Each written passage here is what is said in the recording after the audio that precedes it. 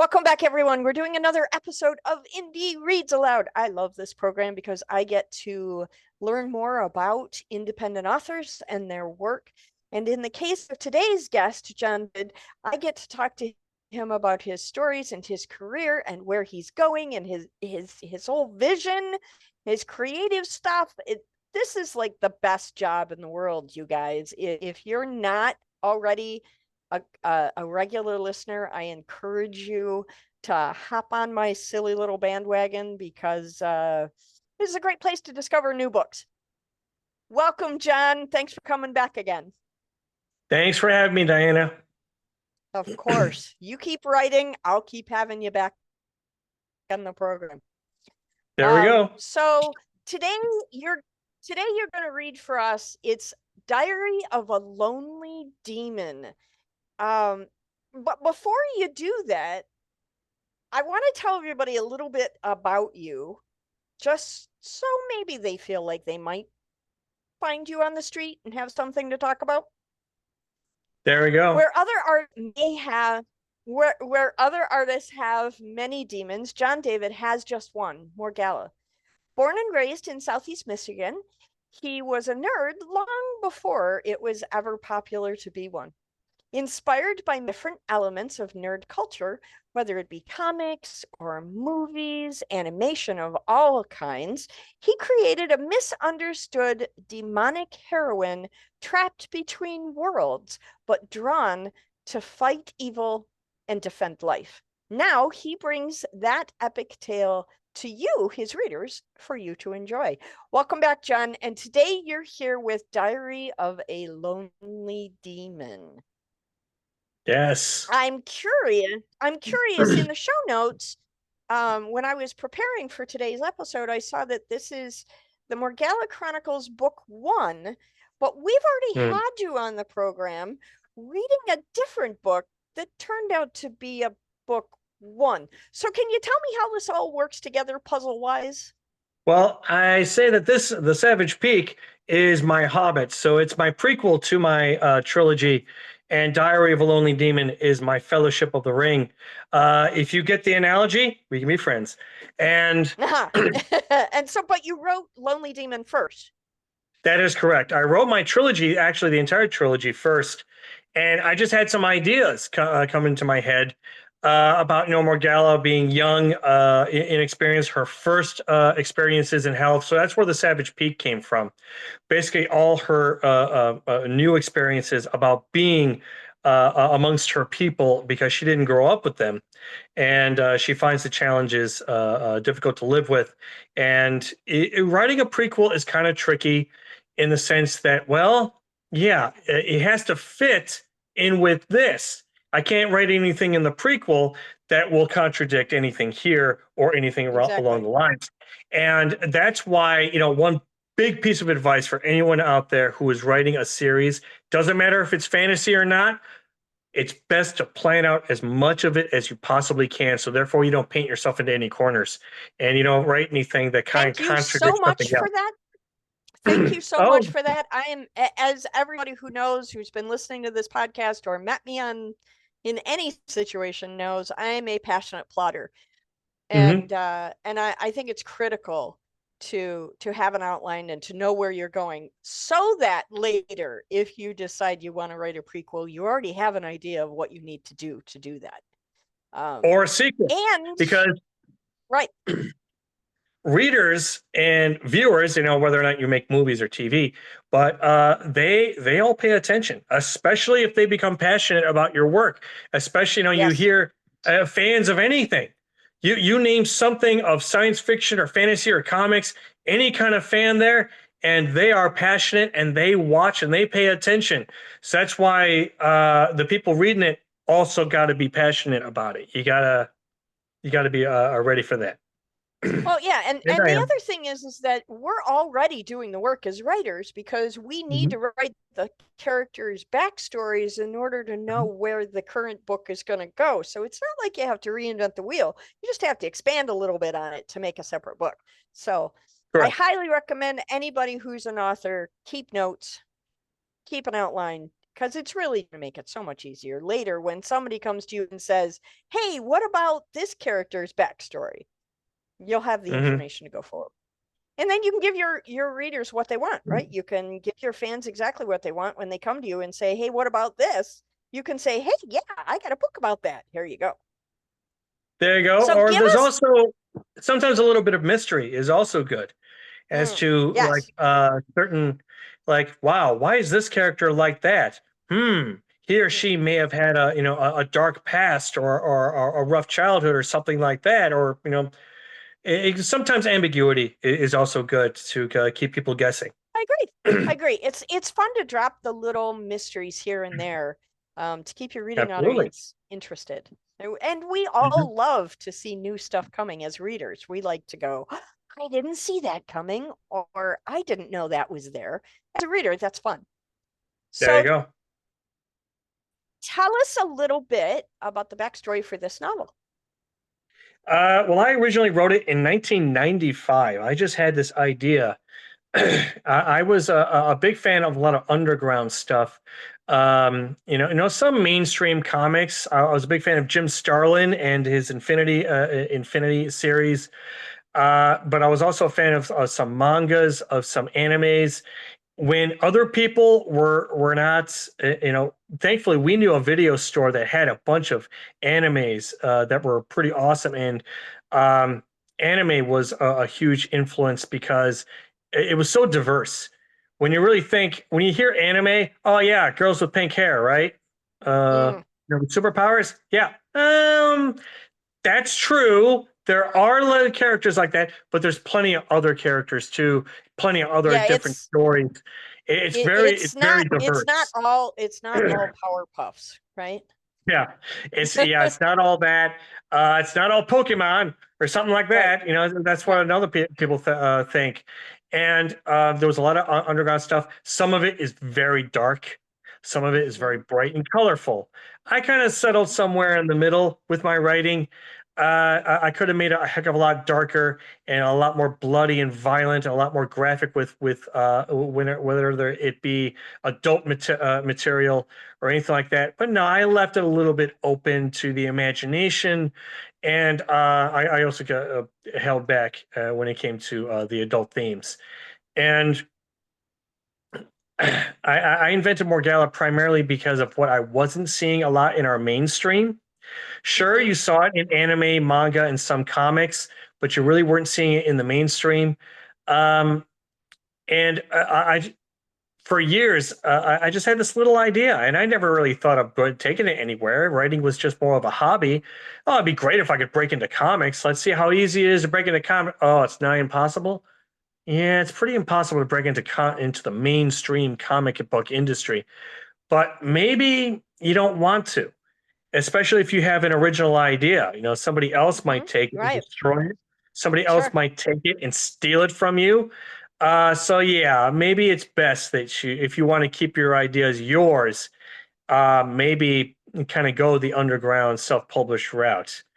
That sort of deal. Absolutely. So give us just a real quick, brief beginning, middle, and end synopsis of A Diary of a Lonely Demon. Well, Morgalla is a woman who is trapped between worlds. She's a demon who does not like living amongst demon culture. She sneaks in onto the planet Earth as a spy. She is supposed to be doing a certain mission, but she more or less just, this is a pretty neat place. And thankfully, she's able to disguise herself as a human being. So the downside being is that she is a woman literally trapped between worlds. She's not accepted in either. She doesn't dare show her true face either in the human world, but she also doesn't dare show her true face in the demon world either, without the desire to kill and conquer and all that sort of deal. But what's a girl to do? She has that difficulty. But pretty soon, she's going to have to realize that, what? You're not going to be able to sit on the sidelines because danger is coming, and you're going to have to pick a side. And the real question is, what time to make happened? some choices. Yes, you got to make choices. All right. I'm excited to hear a little bit of this. This is Diary of a Lonely Demon. And please, John, when you're ready, take the microphone and read aloud. Excellent. This is chapter 2. I don't know about other authors. I thought all authors gave titles to their books, but I found out that actually the majority of them don't. Oh, you mean And the I was surprised. titles? Yeah, some Yeah, I some have do, titles. some do, some don't. I think it's a fun Yeah. thing. So this is chapter 2. It's called Sticks and Stones. Sticks spelled Styx. Uh, Morgalla walked down a tall hallway made of dark red stone. Within the mountain of pain, there were many tunnels and passageways in which anything could be hidden. It was easy to get lost. That was just one reason she chose it as her hiding place. The ceiling stretched high like a cathedral. Small glowing gems hung from the walls on both sides, giving light illumination. A small group of demons lurked in the shadows as Morgalla walked by, her senses attuned to her surroundings. She was completely aware of their presence, their hunger for their kind of pleasure only a female could provide. She had no idea which clan they belonged to, nor did it matter to her. Their intention was clear. One demon lunged at her as she spun around quickly with a large knife in her hand. Morgalla stabbed the creature in the chest. It shrieked in pain and fell to the ground. As life left its body, it melted into a puddle of red and black. Morgalla looked to the others who were hiding, the large knife clenched tightly in her hand. She could barely see them. Their yellow eyes gave off a soft glow from the lighting. The creatures looked warily, but did not advance, unwilling to make an attempt at her. She sheathed her blade, turned, and walked away. She walked up to a large wooden door that had been her home, her sanctuary, since she came of age years before. As her hand touched the doorknob, it could tell who she was. 7 locks magically released one by one, starting at the top. She opened it and walked inside. With a clump, the door closed, and the lock secured all in her small fortress. She was safe again, protected in her home. Those sounds of being sealed within the room gave her relief. She let go of the facade of a heartless warrior willing to kill all who threatened her. As soon as the 7th lock was secure, the tears came. Took no pleasure in the death of others, even if it meant her great harm. They left me no choice. Why didn't they just give it to me? I'm sure they could have worked something out. Her hands covered her eyes and her mouth tightened in as grief took control. The slicing and piercing of her weapons through flesh of terrible to witness, but to feel someone's life end was even more unbearable. The room was very small. There was only enough room for a bed and a small decaying wooden desk. Morgalla removed her cloak, revealing her features, and hung it on the wall. Her ears were large and slightly pointed, twice the size of those of a human. Her horns extended from behind her ears. They had grown as she had matured, curving to pointing upwards at an angle. She had to let her hair grow long and wild, almost halfway down her back, different shades of dark orange. Her body was tiny in comparison. There were other demons who had grown tall. She was still quite short and slender by their standards. Even for a human, she was short. She found it strange and disappointing that, though as her horns and hair grew, her height did not. Her lovely face hid a soul damaged by years of pain and torment. Her face, like stone, showed no emotion to the outside world. Her eyes sparkled like violent gems, but revealed nothing. Her body was strong, and the skills were sharp, but deep inside she felt like a little girl. She was young, but felt much older, worn beyond her years. Her mind had filled with memories she did not want. Her heart felt empty, so much missing from her life. Nothing made her feel happy or joyous. All her life she had known she was different. No one knew what she really thought or how she really felt. If they knew, she started to think what they might do. Dear Diary, on the old desk there was a large red leather-bound book. The book opened by itself, and her words appeared in bursts of flames that illuminated the dark room. It took me 6 weeks to even find the man responsible for the Baladon's victory. I doubt he did it all himself. He must have had a small army of scientists and engineers at his disposal, but it was his brainchild for sure. Morgalla removed her heavy black boots and let them fall to the floor. She lay down upon the bed now, believing that her long day was over. As she spoke, the book transcribed her words. He didn't have it, though, she continued. The thing called the gizmo for weeks now had a name. The Vindicator. It's a grand title for a device that would save his people. Zorak wanted me to attempt the conquest of the Verador today. I hope you didn't notice my absence. She stopped speaking, and her eyes moved to the door. She rose up to the bed, sensing the presence of someone approaching down the hallway. Few had the gall to come down here. Even fewer knew that someone lived here. Perhaps the person was lost, but odds are there was one person only who would visit her on a regular basis. Delilah. Close, Morgalla ordered, and the book slammed itself shut. She wiped the tear-soaked eyes, which were red and sore. Morgalla had to concentrate, filling her thoughts with a few things of her life that made her happy. Sunshine, chocolate, puppies. There was a knock at the door. Morgalla walked up to it and opened it without fear. A figure cloaked in shadow stood before her, tall, proud, and confident. And where were you today? The figure spoke with a voice as smooth as velvet. I had business to take care of, Morgalla replied, choosing her words carefully. Delilah could tell whether or not she was lying. But of course, she replied. Delilah stepped forward and removed her hood. Stepping into the low light, her face was revealed.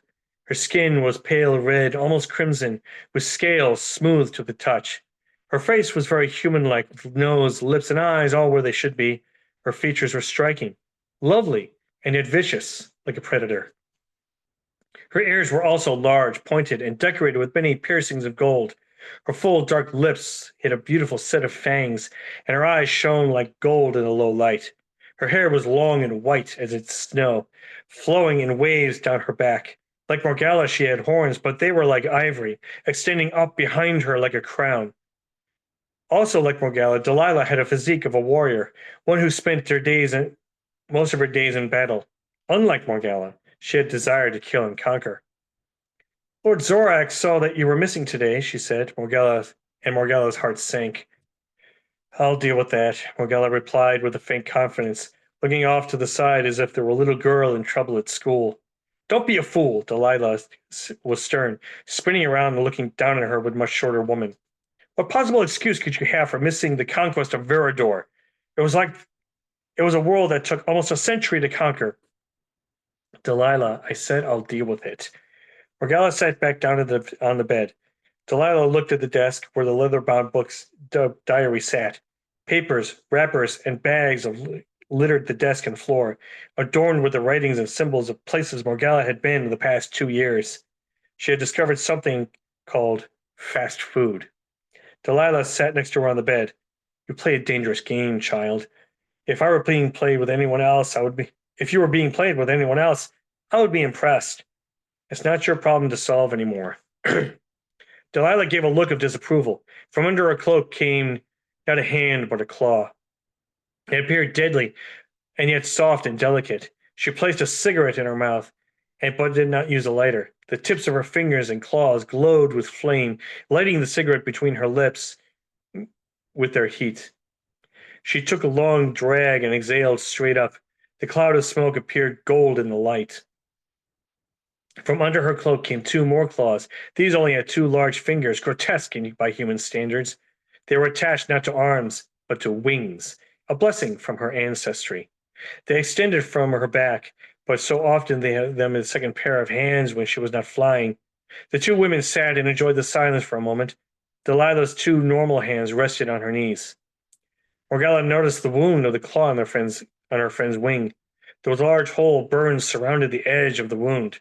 Morgalla smelled the charred flesh and looked on in shock. What happened? Oh, damn human weapon. Deadlier than the ones in the other worlds. It was one of those fire, like their lightning bolts? Lasers.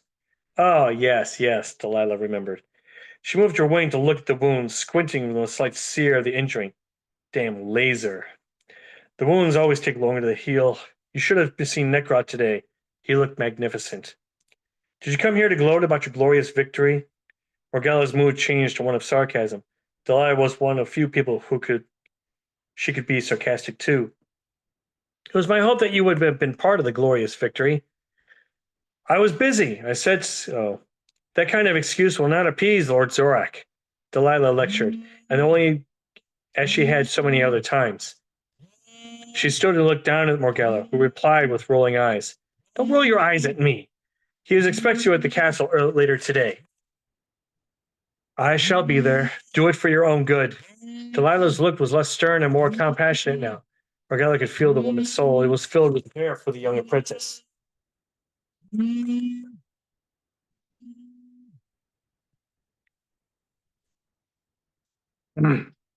I'll do it for you, Morgalla said. It was Delilah's turn to roll her eyes, and her wing hand brought to the cigarette to her lips for another drag. Being with humans has made you sympathetic, Delilah commented. Morgalla smiled. She knew the truth. Delilah was relieved. Sympathy isn't a bad thing, you know. Human invention, Delilah said as she walked to the door. She paused and looked back at her apprentice. It's no coincidence that within the word sympathetic is the word pathetic. Her eyes swept the room, seemingly taking in the trappings from the world Morgalla had been exploring the most. I feel this place you visit somehow corrupted you. Morgalla crunched on a potato chip, a guilty look on her face. What? She asked, and then offered the bag to her friend, who only rolled her eyes. Delilah took one final drag off the cigarette and tossed it away, then walked out and closed the door behind her. The magical locks all clicked into place again. Morgalla sat still in the bed, preparing herself for a mental sense of coming gathering outside the castle. Open, she commanded. The book opened, and words appeared in bursts of yellow flame.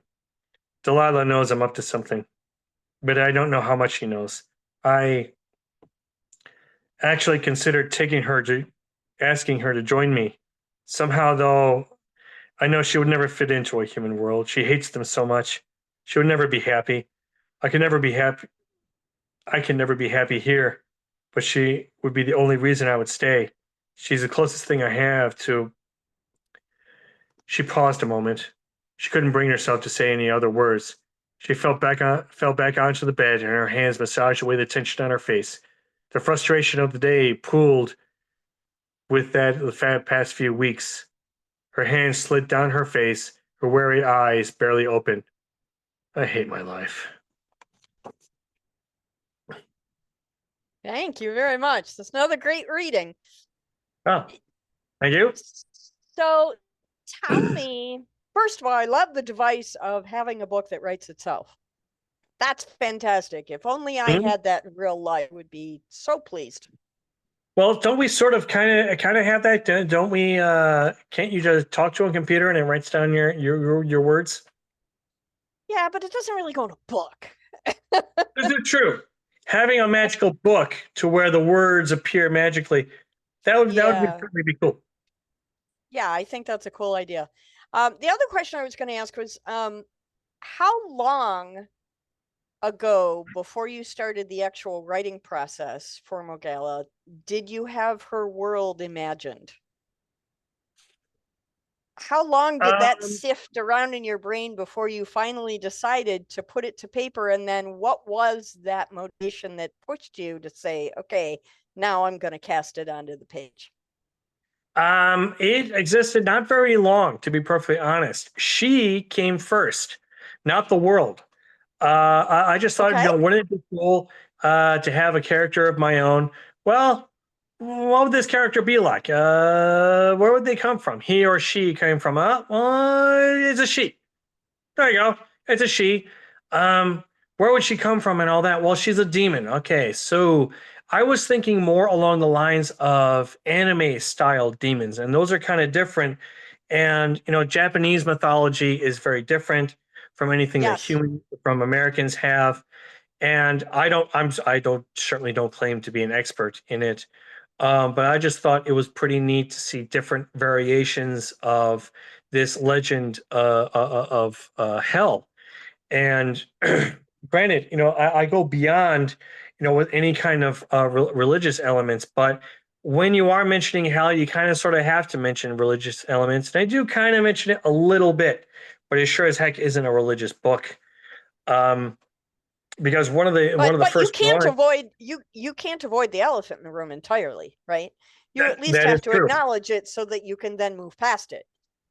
That is true, and I do, because Morgalla does make friends and with human beings, and they're going to ask questions. And I started thinking Right. about it realistically. Well, what if they're okay? There really are demons. What would I ask this person? Okay, Mhm. there really is a hell. There really is a devil. Sort of, kinda, yeah, yeah. There's a hell. Okay, let's just get this away. There's a hell. Let's move on. Right. Yeah. Right. It's a little So, bit different than what you think it is.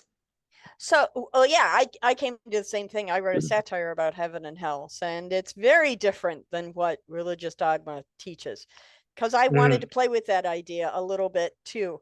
Um, so how long have you been at this writerly thing? Well, like I said, I invented Morgalla in 1995, and I had written a short story. Basically, this is the short story, but it was less than 50,000 words. It's now close to 100,000 words. That's spectacular. So what Yeah. comes next? What do we have in store for you in the coming months and years? What's next? Well, Morgalla has two more adventures beyond this. Her adventures only starting. The dangers get bigger. It gets way more epic. But the thing is that Morgalla comes into her own. She also gains friends, and sometimes you just gotta crack your knuckles and say, "Let's do this." Just And that's dive precise. into it, right? Yeah, she and her friends realize that, okay, the threat is real. We got to do this. Let's go. And that's really where I love the most. I've always loved the final battle between good and Mm, evil. But the thing is, and bear in mind, I had originally come up with this long before the Marvel films. The best part about the Marvel films, the first three phases was where they were building up, building up, building up sure, to sure. Thanos. Yeah. And just as I am building up, building up, building up to what is known in hell as the Dark One. That is their ruler, that is their master, and we might call this person the devil. They call him the Dark One, but this person exists, and we got to build up. And the Dark One has minions, but we got ourselves a team too, and we're going to take Well, them on. there's a fantasy adventure really can't be called a fantasy adventure without the big finale, right?